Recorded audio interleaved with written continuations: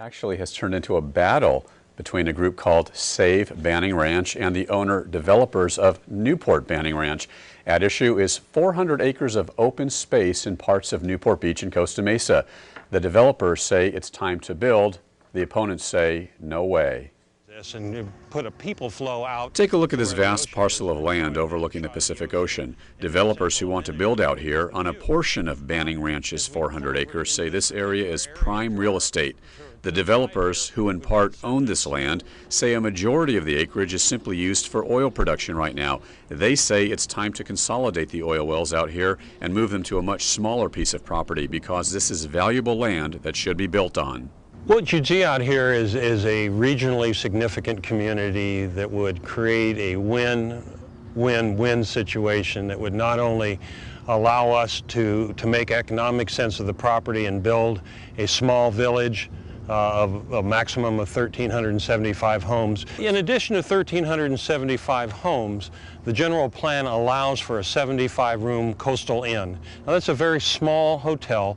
Additionally, the plan allows for up to 75,000 square foot of commercial. Now take a look at this vast parcel of land overlooking the Pacific Ocean. It's part of the same 400-acre Banning Ranch. Members of Save Banning Ranch say this land is home to wildlife, endangered species, wetlands, mesas, bluffs, a nature preserve, and a panoramic ocean view. Open space at its best, says the group.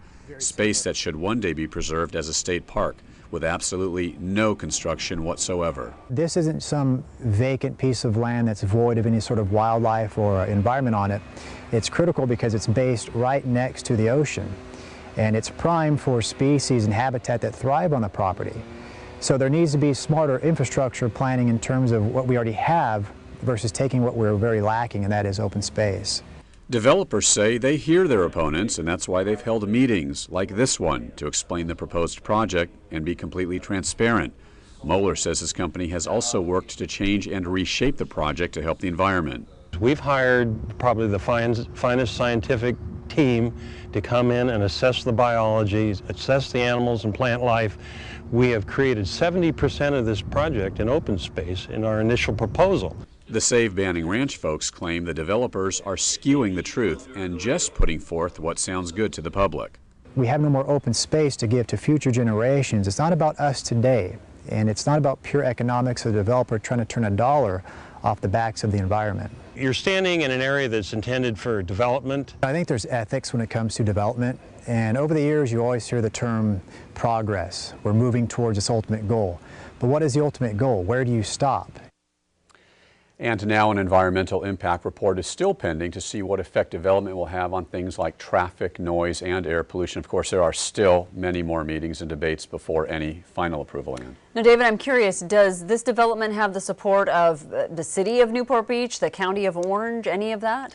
Well, I did have a chance to speak with Mario Monero. He is the chief of staff to Supervisor John Morlock, and all he could basically tell me so far is that the county's primary goal is to make sure that much of the wetlands gets restored and preserved, because he says the area is a real treasure. Now, at the same time, Mario said that the county wants to make sure the rights of the owner developers are also respected. And Anne, I should point out there are a lot of complexities to this story. We'll be following them in the next few months. All right, look forward to it. Thanks, David.